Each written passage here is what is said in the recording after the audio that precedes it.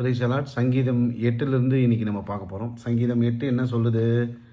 ஆகாயத்து பறவைகளையும் சமுத்திரத்து மீன்களையும் கடலில் சஞ்சிக்கிறவைகளையும் அவனுடைய பாதங்களுக்கு கீழ்ப்படுத்தி நீர்.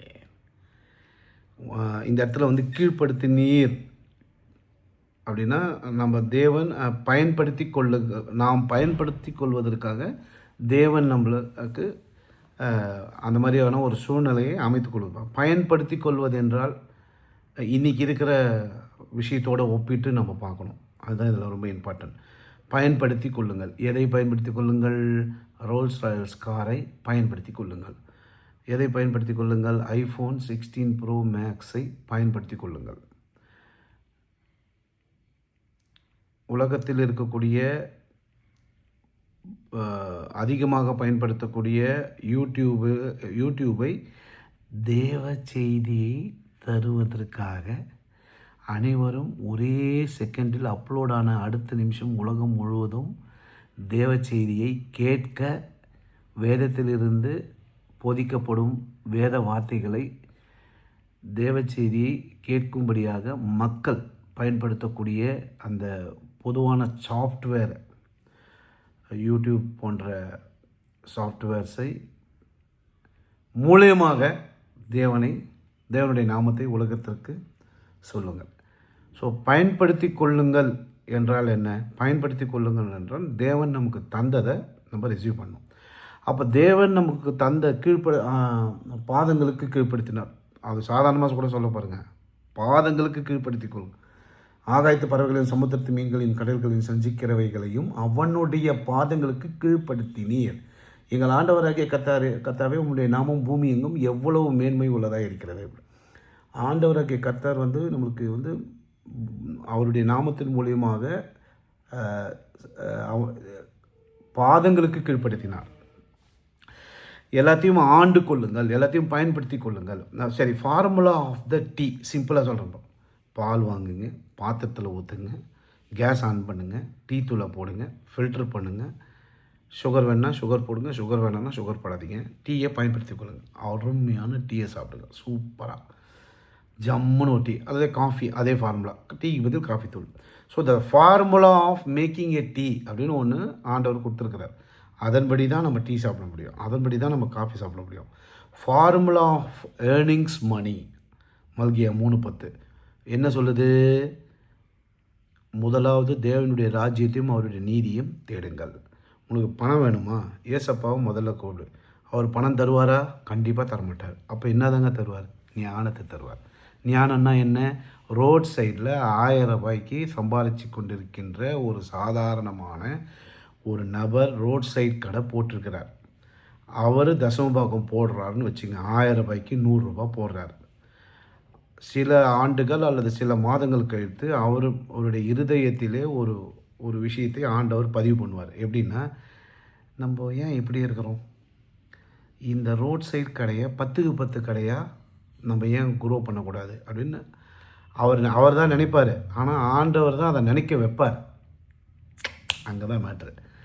அப்போது அவருடைய தசம பாகம் ஆண்டவருடைய வார்த்தையின் மூலியமாக ரோட் சைட் போட்டு 1000 ரூபாய் சம்பாதிக்கல 500 ரூபா சம்பாதிக்கக்கூடிய அந்த இருதயத்தில் தேவன் பேசுவார். எப்படி பேசுவார்? கனெக்ஷன் எங்கே வருது? நீ மல்கியா 3:10 தசமபாகம் போட்ட. மல்கியா 3:10 என்ன சொல்லுது? என் ஆலயத்தில் ஆகாரம் உண்டாயிருக்கும்படி தசமபாகங்கள்லாம் பண்டசாலைகளை கொண்டு வாருங்கள். அப்போது வானத்தின் பலகணிகளை தந்து இடங்கொள்ளாமல் போக மட்டும் ஆசீர்வாதத்தை வர்ஷிக்க மாட்டேனே என்று சோதித்து பாருங்கள் என்று அந்த மல்கியா 3:10 எடுத்துன்னு நீ காய் விற்கிற ஒரு சாதாரண ஒரு 18 வயதோ அல்லது 20 வயதோ அல்லது 30 வயதோ நிரம்பிய ஒரு ஆணோ பெண்ணோ ரோட் சைட் கடையை போட்டு அதில் வரக்கூடிய பணத்தை மல்கியா 3:10 கனெக்ட் பண்ணுறாங்க தசமபாகம் போடுறதுக்கு மூலிமா. தசமபாகம் போடக்கூடிய அந்த சூழ்நிலையில் மல்கியா 3:10 எடுத்துன்னு ரோட் சைடில் கடை போடக்கூடிய அந்த பாட்டி அம்மாவோ அல்லது அந்த ஆணோ பெண்ணோ யாரோ ஒருத்தர் எந்த ஜாதியை சேர்ந்தவராக இருந்தாலும் சரி, கிறிஸ்துவை தேவனாக ஏற்றுக்கொண்டிருந்த ஒரு தகுதி போதும். ஏசப்பாவை தேவன் என்று ஏற்றுக்கொண்ட தகுதியோடு 500 ரூபாய் சம்பாதிக்கிற அந்த நபர் 10% தசம பாகத்தை எடுத்து சென்று ஆலயத்திற்கு போடும் பொழுது மல்கியா 3:10 அவர்களுடைய வாழ்க்கையும் இணைந்து விடுகிறது. இணைந்தால் என்ன நடக்கும்? பார்ட்னர் ஆயிடுறாங்க. அந்த வசனத்தோட மல்கியா 3:10 இவங்க பார்ட்னர். அவங்க பார்ட்னர் என்ன சொல்கிறாரு? இடங்கொள்ளாமல் போக மட்டும் ஆசீர்வாதத்தை வர்ஷிக்க மாட்டேனே என்று சோதித்து பாருங்கள் பார்ட்னர் சொல்லிட்டார். அந்த வசனம் தான் பார்ட்னர் சொல்கிறார், அது தேவன். அந்த வசனத்தை கொண்டு ரூபாய் அவங்க போடுறாங்க. அந்த ரூபாயில் ரூபா போடுறாங்க. சில மாதங்கள் கழித்து, சில வருடங்கள் கழிச்சுலாம் இல்லை, சில மாதங்கள் கழித்து தேவன் அவருடைய இருதயத்திலே ஐடியாலஜி, ஞானம், அறிவு மூலிமா ஐடியா மூலிமா பேசுவாங்க. அந்த ஐடியாவை கொண்டு போய் டக் டக் டக்குன்னு அவங்க இருதயத்தில் பேசுவார். எப்படி பேசுவார் தெரியுங்களா? நம்ம ரோட் சைட்லேயே பல வருடங்களாக 2-3 வருஷமாக கடை போட்டுங்கிறமே, அந்த பக்கம் ஒரு 10க்கு 10 கடை வந்திருக்குது. அதை ஷாப்பாக ஓப்பன் பண்ணி அங்கே போய் கடை மாதிரி வச்சு நம்ம ஏன் பண்ணக்கூடாது அப்படின்னு பேசுவார். 30 வருஷமாக ரோட் சைடே கடை வச்சுன்னு இருக்கிறேங்க, நான் ஒரு கிறிஸ்தவங்கன்னா, நீங்கள் தேவனை அறிகிற அறிவை பெறவில்லை என்று தானே அதுக்கு பொருள். சரி, உடனே அவன் என்ன பண்ணுவாங்க அந்த நபர், ஏன்னா ஆணும் பண்ணலாம் பெண்ணும் பண்ணலாம், அதுக்காக தான் அது பொதுவாக சொல்கிறோம். அப்போது ஒரு சின்ன 10க்கு 10 கடை வெஜிடபிள்ஸ் மார்க்கெட்டு வைக்கிறாங்க. அந்த வெஜிடபிள்ஸ் மார்க்கெட்டு 10க்கு 10 வைக்கும் போதே ஒரு ஆசீர்வாதம் அவங்களுக்கு இருக்கும். என்னென்னா, நேர்மையாக இருப்பாங்க, இடையில ஃப்ராடு பண்ண மாட்டாங்க, அழுகின பொருளை அவங்க லாஸ்ட்டில் போட்டுப்பாங்க. 10%ன்றது 20% வச்சு செய்வாங்க. ஆனால் எல்லாத்துலேயுமே பர்ஃபெக்ட்னஸ் இருக்கும். பூச்சி மருந்து தெளித்து காய் கெட்டு போகாமல் மெயின்டைன் பண்ணி மக்களை ஏமாற்ற மாட்டாங்க. அந்த ஒரு சின்ன காய்கறி கிடையாதும் பர்ஃபெக்ட்னஸ் இருக்கும். எங்கு பர்ஃபெக்ட்னஸ் இருக்கோ அங்கு பர்ஃபெக்டே இல்லைன்னா கூட பர்ஃபெக்டான கடைக்கு எல்லோரும் தேடி வருவோம். அங்கே அந்த 10க்கு 10 கடை ஒரு க்ரோ ஆகும். அதுக்குள்ளே அவங்க பசங்களோ இல்லை வேறு ஏதாவது ஐடியா மூலிமா அடுத்த ஒரு ஃபுட் ஜோன், பலசரக்கு கொஞ்சம் கடை பெருசாக மல்லிக்கடை அப்படியே சேர்க்கறது, அந்த மாதிரி. அப்புறம் ஒரு ஃபுட் இந்த ரிலையன்ஸு ஸ்டோர்ஸ்லாம் வருது இல்லையா, எல்லாம் கிடைக்கிற மாதிரி மல்டி ஸ்டோர்ஸ். அப்போது அந்த மாதிரி ஒரு ஷாப்பை ஆரம்பிக்கிறாங்க. அந்த மாதிரி ஆரம்பித்து அப்புறம் வேலூர், சென்னை, காஞ்சிபுரம் அப்படியே போயிட்டே இருக்கும். உலகம் முழுவதும் ஆரம்பிப்பதற்கான ஐடியாலஜியை தேவன் அவர்களுக்கு தசம பாகம் மூலியமாக போடுவதன் மூலியமாக அவர்களை, அப்போது 2000 கோடி வருமானம் வருதுன்னு வச்சுக்கோங்க. தேவனுடைய தசம பாகம் போட்டு இடங்கொள்ளாமல் போக மட்டும்தான் 2000 கோடி. அது இன்னொரு 20 வருஷத்தில் 20,000 கோடி ஆகும். அந்த பணத்தை எடுத்து என்ன பண்ணுவாங்க? ஐஃபோன் வாங்கிக்கலாம், ரோல்ஸ் ராய்ஸ் கார் வாங்கலாம். இது எல்லாம் எதுக்கு பயன்படும்? ஐஃபோன் எதுக்கு பயன்படும் சொல்லுங்கள்? லைவாக நடக்கக்கூடிய பிரசங்கங்களை கேட்பதற்கும், அல்லது பல சர்ச்சைகளை நல்ல போதகர்கள் வேதத்திலிருந்து போதிக்கக்கூடிய போதனைகளை அவங்க ஸ்டைலில் சொல்கிறது தான் நல்ல போதகர். என்னை பொறுத்த வரைக்கும் வேதத்தினுடைய வார்த்தையை அவர்களுடைய எக்ஸ்பீரியன்ஸ்னால் ஷேர் பண்ணக்கூடிய ஒரு பாஸ்டர்ஸை மட்டும்தான் நல்ல பாஸ்டர்ஸ். தேவையில்லாத கதையை பேசி பேசி பேசி பேசி நான் டீ குடித்தேன், அங்கே மலையில் இறங்கினேன். ஒவ்வொருத்தருக்கும் ஒவ்வொரு மாதிரி ஆண்டவர் ஆசீர்வதிப்பாருங்க. அதனால் ஒருத்தருடைய ஆசீர்வாதத்தை நான் இப்படி ஆசீர்வதிக்கப்பட்டேன்னு பேசுகிறதுனால தேவனுடைய மகிமை அவ்வளோதான் வரும். ஆனால் ஒவ்வொருத்தருக்கும் வேறு வேறு எக்ஸ்பீரியன்ஸாக இருக்கும். ஒரு ஒரு ஒரு பாடல்களே எடுத்துக்கங்களேன், ஒரு சினிமா பாடலை கூட எடுத்துங்க. நீங்கள் ஏற்கனவே சினிமா பாடல் கேட்டிருப்பீங்க, இல்லை ஏசப்பா பாட்டே எடுத்துங்க. ஒருத்தர் ஒரு இசையமைப்பாளர் சொல்கிறாரு, நான் 10,000 பாடல்கள் போட்டிருக்கேன்ட்டு. ஆனால் அந்த 10,000 பாடல்களிலும் ஒவ்வொரு பாடலும் ஒவ்வொரு நேச்சுராலிட்டியாக இருக்கும். அதாவது இந்த சாங் தனனான்னு ஒரு சாங் வருதுன்னா, அந்த தனனா சாங்கை கேட்கும்போது யூ ஆர் கெட்டிங் ஒரு ஃபீலிங் நல்லாயிருக்கும். இன்னொரு சாங் கேட்கும்போது நொனோன்னு அந்த நொனோனோ சாங்கு யூ ஆர் கெட்டிங் ஒரு ஃபீலிங். அவன் நனனா அந்த மாதிரி சாங்குக்கு அந்த சாங்கை கேட்கும்போது ஒரு ஃபீலிங் கிடைக்கும். அப்போ என்னென்னா, ஒவ்வொரு ராகத்திற்கும் ஒவ்வொரு வகை இருக்கிறது. ஒவ்வொரு பர்சனையும் டிஃப்ரெண்ட்டாக தேவனுடைய ஞானம் அவர்களை ஆசீர்வதிக்கும். அதனால் தேவையில்லாத பேச்சு பேசுகிறதே முதல்ல விட்டுடணும். வேத வார்த்தை என்ன சொல்லுது, நம்ம எக்ஸ்பீரியன்ஸ் என்ன, இந்த மாதிரி போதிக்கக்கூடிய பாஸ்டர்ஸ்னுடைய பிரசங்களை தயவு செய்து நிறைய கேளுங்க. அதற்காக உங்களுடைய பணம் செலவிடப்பட வேண்டும். எப்படி? ஐஃபோன் மூலிமா ஃபாஸ்ட்டாக கேட்கலாம், மேக்புக் மூலிமா கேட்கலாம்,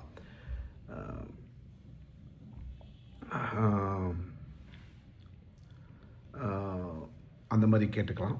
அதை விட்டிங்கன்னா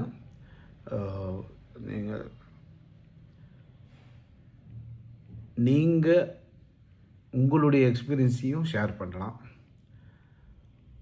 உலகத்திலே தெருவில் 500 ரூபாய்க்கு வியாபாரம் பண்ணியிருந்தவங்க தசமபாகம் போட்டு உலகம் முழுவதும் ஒரு வெஜிடபிள் மார்க்கெட்டை அல்லது ஒரு ஷாப்பிங் காம்ப்ளெக்ஸ், ஒரு மார்க்கெட்டை உலகம் முழுவதும் பிரான்ச்சஸ் போட முடியுமேனா போட முடியும். அதற்கு காரணம் மல்கியா 3:10. மல்கியா 3:10 மூலியமாக அவர்கள் செய்யலாம். அது செய்ய உலகம் முழுக்க ஏங்க உலகம் முழுக்கும் ஃபுட் மார்க்கெட் ஆரம்பித்து, வெஜிடபிள் மார்க்கெட் ஆரம்பித்து, அல்லது ஃபுட் ஜோன் ஆரம்பித்து அவங்க ஏங்க ப்ராப்ளம் ஆகணும்? தேவனை மகிமைப்படுத்துறதுக்கு பணம் தேவை. தேவனை மகிமைப்படுத்தணுன்னா ஒரு கிறிஸ்தவன் தான் மகிமைப்படுத்தணும். தேவனை மகிமைப்படுத்தணுன்னா பணம் வேணும். அந்த பணம் உலகத்தில் இருக்கக்கூடிய ஒவ்வொருவருக்கும் தேவனுடைய வேத வசனத்தை எப்படி மனிதர்கள் பயன்படுத்தி கொள்வதுன்றது முதல் முக்கியம். கிறிஸ்டியன்ஸே ஏசப்பாவுடைய வசனத்தை பயன்படுத்தாமல் வாழ்ந்துட்டுருக்காங்க.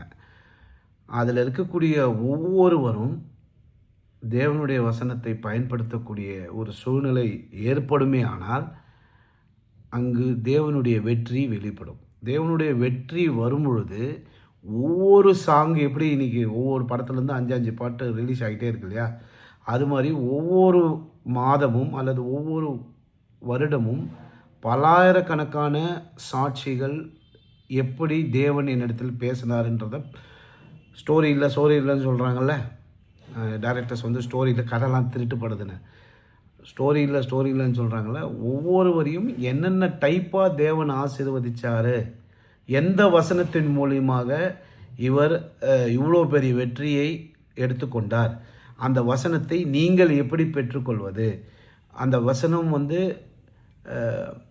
அதாவது சினிமா பாடல் கூட விட்ருங்க, இல்லை ராகம் கூட விட்ருங்க. ஒரு பிரியாணி எடுத்துங்க. ஒரு பிரியாணியை 5000 பேரை செய்ய சொல்லி 5000 பேர் செய்ததை சாப்பிட்டு பார்க்கும்போது, டெய்லி இன்றைக்கி ஒருத்தர் நாளைக்கு ஒருத்தர் டெய்லி ஒவ்வொருத்தரும் ஒரு பிரியாணி செய்யணும்னா, இவர் மசாலாலாம் சூப்பராக பண்ணியிருப்பார், இவர் அது நான்வெஜ் ஸ்மெல்லே எல்லாம் பண்ணியிருப்பார், அவர் ஃப்ளேவர் சூப்பராக இருந்திருக்கும், இன்னொருத்தர் கலர் கோல்டு கலரில் பண்ணியிருப்பார், இன்னொருத்தர் கறியை வேக வைக்காமல் வச்சுட்ருப்பார், இன்னொருத்தர்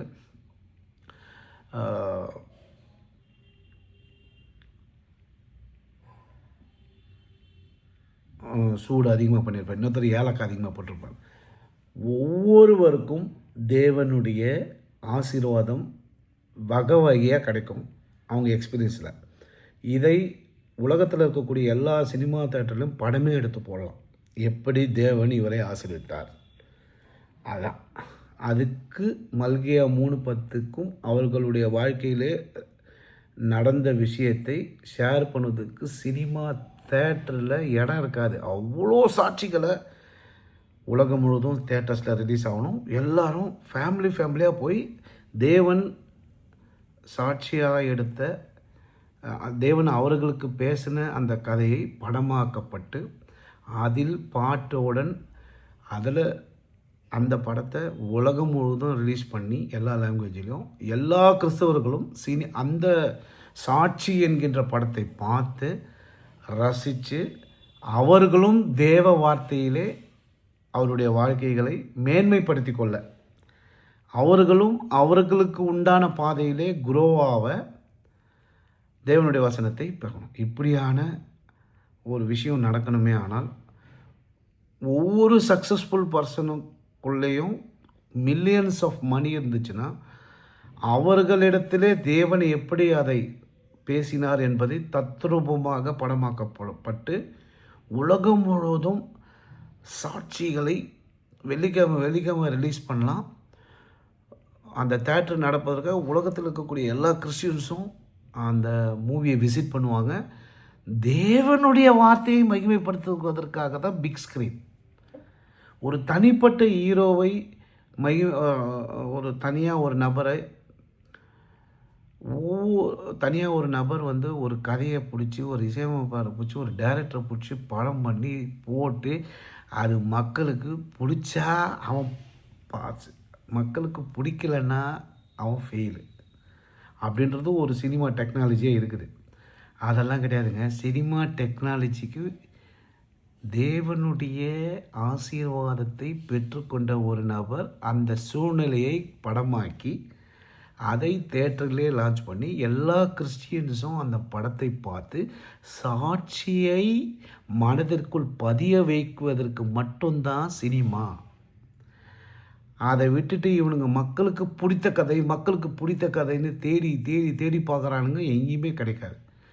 அதனால் ஒரு லெவலுக்கு மேலே மக்கள் பிடிச்சா அவன் தப்பிச்சான், இல்லைன்னா காலி. அந்த ஃபார்முலாவை ராங்காக யூஸ் பண்ணுற காரணத்தினால மட்டும்தான் அந்த ஃபார்முலா ராங்காக யூஸ் பண்ணுறாங்க இல்லையா, அதனால தான் அந்த சினிமான்ற ஒரு டெக்னாலஜியே யாருக்கும் 10% பிரயோஜனம் கிடையாது. ஒரு லவ் ஸ்டோரி சப்ஜெக்ட்டு வந்து சினிமா தேட்டரில் ஓடுதுன்னா அந்த லவ் ஸ்டோரி சப்ஜெக்டை பார்க்குறதுனால அவங்க வீட்டு பொண்ணு வந்து அநியாயமாக இன்னொருத்தனை லவ் பண்ணி ஏமாந்து போய் நடுத்தரில் நிற்கக்கூடிய ஒரு சூழ்நிலை.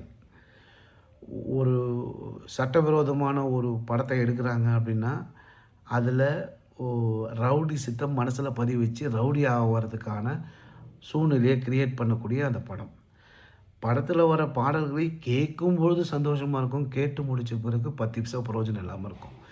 இவன் சொந்த செலவு பண்ணி படத்தை போய் பார்ப்பான். அதனால் அந்த டைரக்டர் என்ன நினச்சிருக்கிறானோ அதுதான் இவன் மனசில் வரும். அந்த டைரக்டர்கிட்ட ஒரு பவரும் கிடையாது, தோன்றதை பண்ணுறான். இந்த விஷயத்தை பார்க்கக்கூடிய படத்தை பார்க்கக்கூடிய நபர்கள் 10% பிரயோஜனம் இல்லாமல் போச்சு. ஏன்டா இந்த டிபார்ட்மெண்ட்டு இப்படி இருக்குதுன்னு பார்த்தா, இந்த டிபார்ட்மெண்ட்டே தேவனுடைய நாமத்தை மல்கியா 3:10 பயன்படுத்தி தசமபாகத்தை கொடுத்து உயர்ந்து தேவனுடைய மகிமை வார்த்தையின் மூலியமாக பயன்படுத்தி வளரக்கூடிய ஒரு நபர்கள், தேவனுடைய வார்த்தையை பயன்படுத்தி கொள்ளக்கூடிய ஒரு சூழ்நிலையிலே வரக்கூடிய அந்த பர்சன்ஸினுடைய சாட்சியை உலகம் முழுவதும் திரைப்படமாக்கி லான்ச் பண்ணி அதை பார்க்கக்கூடிய கிறிஸ்தவர்கள் சந்தோஷப்பட்டு அந்த விஷயத்தை பயன்படுத்தி கொள்வதற்காக தான் திரைப்படம் என்கின்ற ஒரு ஃபார்முலாவை அந்த ஃபார்முலாவை தேவன் உலகத்திற்கு கொடுத்தார். எனவே நீங்கள் அனைவரும் தேவ மகிமையை பயன்படுத்தக்கூடிய ஃபார்முலாவை எதுன்னு தேடி சினிமா, பாடல்கள், எந்த ஒரு விஷயமா இருந்தாலும் தேவ மகிமை உலகத்துக்கு சொல்வதற்கு அந்த ஃபார்முலா பயன்படுதான்றதை பார்த்து அது மூலியமாக நீங்கள் உங்களுடைய வாழ்க்கை ஸ்டேட்டஸை கீழ்ப்படுத்தி கொள்ளணும். உங்கள் பாதங்களுக்கு நீங்கள் கீழ்ப்படுத்தி நம்ம பாதங்களுக்கு கர்த்தர் கீழ்ப்படுத்தினார். அந்த கீழ்ப்படுத்தினதை பெற்றுக்கொள்வதற்காக தான் வேத வார்த்தையை எப்போதும் வேதத்தில் தியானமாக இருக்கக்கூடிய ஒரு சூழ்நிலையை நம்மளுடைய வாழ்க்கையினுடைய லைஃப் ஸ்டைலை அமைத்து கொள்ள வேண்டும் என்பதிலே இந்த ஆகாயத்து பறவைகளையும் சமுத்திரத்து மீன்களையும் கடல்களில் சஞ்சரிக்கிறவர்களையும் அவருடைய பாதங்களுக்கு கீழ்ப்படுத்தினதை நாம் எடுத்துக்கொள்வதற்கு பலதரப்பட்ட சாட்சிகளை உலகத்திற்கு சினிமா என்கின்ற கருவி அந்த ஃபார்முலா டீக்கு எப்படி ஒரு ஃபார்முலாவோ உலகத்தில் தேவனுடைய மகிமையை உலகத்துக்கு சொல்வதற்கு சினிமா ஃபார்முலாவை பயன்படுத்தி தேவனுடைய நாமத்தை உலகத்திற்கு சொல்லக்கூடிய ஒரு வாய்ப்பை நீங்கள் தேவனிடத்தில் பெற்றுக்கொள்ள எப்போதும் வேதத்தில் தியானமாக இருக்கக்கூடிய சூழ்நிலையும், நீங்கள் இப்பொழுது செய்யக்கூடிய சிறிய வியாபாரத்திலே தசமபாகத்தை போட்டு மல்கியா 3:10 நீங்கள் இணைந்து தேவனுடைய நாமத்தை மகிமைப்படுத்துவதற்கு உலகத்தில். அதே மாதிரி இன்று ஒரு தகவல் மாதிரி சென்ற வாரத்தில் காரில் ஒரு மெசேஜ் பார்த்தேன். கிறிஸ்தவனை பார்க்காதே, கிறிஸ்துவை பார். ஆமாம், நான் கூட நாளைக்கு மோசமானவனாக ஏதாவது ஒரு செய்தி என்னை பற்றி வரும். அது உண்மையாகவும் இருக்கலாம், பொய்யாக இருக்கலாம். அது அப்புறம் நான் கூட நிறைய தவறுகளை நாளைக்கும் செய்திருப்பேன், செய்யறதுக்கு வாய்ப்பு இருக்கும்னு வச்சுங்க. என்னை பார்த்து தேவனை உற்றாதீங்க. நீங்கள் பற்றி கொள்ள வேண்டியதெல்லாம் கிறிஸ்துவை சார்ந்தவர்களை அல்ல, கிறிஸ்துவை கட்டி அணைச்சிக்குங்க. எப்போதும் வேதத்தில் தியானமாக இருங்க. எப்போதும் வேதத்தில் தியானமாக இருக்கக்கூடிய சூழ்நிலையை உங்களை அமைத்துக் கொள்ளுங்கள். உங்ககிட்ட இருக்கிற எல்லா பணமும் எப்போதும் வேதத்தில் தியானமாக இருக்கக்கூடிய அந்த சூழ்நிலையை அமைத்துக் கொள்வதற்காக பயன்படுத்தி கொள்ளுங்கள். தேவன் உங்களுக்கு கர்த்தருடைய ஆசீர்வாதம் ஐஸ்வர்யத்தை தரும், அதனுடனே கூட வேதனையை கூட்டார். கஷ்டம் இல்லாமல் ஆசீர்வாதத்தை பெற்றுக்கொள்வீர்களே, ஆனால் அது எப்போதும் வேதத்தில் தியானமாக இருக்கக்கூடிய சூழ்நிலையை அமைத்துக் கொள்ளுங்கள். எப்போதும் வேதத்தில் தியானமாக இருக்கக்கூடிய சூழ்நிலை எப்படி அமையும் என்றால், சினிமா பாடல்கள் போன்ற விஷயத்தை நீங்கள் கிரியேட் செய்து உலகிற்கு தேவனுடைய நாமத்தை பயன்படுத்தி கொள்வதற்கு உங்களுடைய பணத்தை பயன்படுத்தி நீங்கள் ஒரு சாட்சியை படம் எடுத்து பாடல்களுடன் இசையுடன் உங்களுடைய சாட்சியை ஒரு படம் எடுத்து உலகம் முழுவதும் லான்ச் பண்ணிங்கன்னா எல்லாரையும் ஃப்ரீயாக பார்க்க வைங்க. எல்லோரும் ஃப்ரீயாக சாட்சியை பார்க்கக்கூடிய ஒவ்வொரு தேட்டருக்கும் ஒரு வாரத்துக்கான எக்ஸ்பென்ஸ் 5 லட்சத்தை போடுங்க. பாப்கார்ன் விற்கிறது மட்டும் நீங்கள் விற்று சாப்பிட்டுக்கங்கன்னு சொல்லக்கூடிய ஒரு சூழ்நிலையில் தேவன் உங்களை இடங்கொள்ளாமல் போக மட்டும் ஆசீர்வதிப்பார். நீங்கள் உங்கள் சாட்சியை தேவன் உங்களிடத்திலே பேசுவதை இலவசமாக நீங்கள் மக்களுக்கு செலுத்தக்கூடிய ஒரு சூழ்நிலையை நீங்கள் அமைக்க முடியும் என்றால், நீங்கள் கிறிஸ்துவனுடைய வார்த்தையை பயன்படுத்த ஆரம்பித்து விட்டீர்கள் என்று பொருள். கிறிஸ்துவுக்கே மகிமை உண்டாவதாக. இன்று நாம் சங்கீதம் 8ஆம் அதிகாரத்திலிருந்து வசனத்தை தியானிக்கக்கூடிய ஒரு சூழ்நிலையை தேவன் எனக்கு தந்தார். கிறிஸ்துவுக்கே மகிமை உண்டாவதாக. இதை கேட்டு இளைஞர்கள் இதை கேட்கும் பொழுது அவர்களுக்கு தேவனுடைய நாமத்தை உலகத்திற்கு எப்படி எடுத்து செல்ல வேண்டும் என்கின்ற ஒரு ஐடியாவை தேவன் அவர்களுக்கு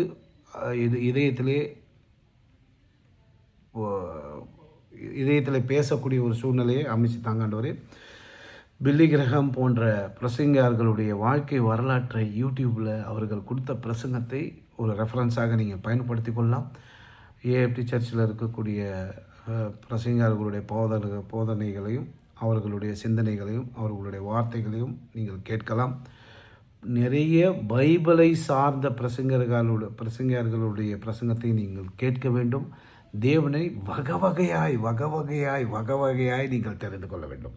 ஒரே வசனம், அதை வகையாக தெரிஞ்சுக்கணும். ஒரே டீ ஃபார்முலா, அதில் இஞ்சி டீ, லெமன் டீ, சுக்கு காப்பி, அதில் ஸ்ட்ராங்கு, லைட்டு, மீடியம், அப்புறம் அதிலே டிகாஷனு, அப்புறம் அதில் ஏலக்காய் டீ, அப்புறம் அதில் மாட்டுப்பால் டீ, ஆட்டுப்பால் டீ. இப்போ ஒரு டீன்னு எடுத்துட்டிங்கன்னா எவ்வளோ வெரைட்டி இருக்குது பாருங்க. அந்த மாதிரி கர்த்தர் நம்மளை கீழ்ப்படுத்தினார் என்பதுக்கான பொருள் அவர் நமக்கு கொடுத்த நல்ல காரியங்களை அவரை மகிமைப்படுத்துறதுக்கு பயன்படுத்தணும். அதுதான் கீழ்ப்படுத்துதல். எங்கள் ஆண்டவராகிய கர்த்தரோடு உம்முடைய நாமம் பூமி எங்கும் எவ்வளவு மேன்மை உள்ளதாக இருக்கிறது. அதை வார்த்தையின் மூலமாக நாம் பெற்றுக்கொள்ள வேண்டும். கிறிஸ்துவுக்கே மகிமை உண்டதாக. ஆமென்.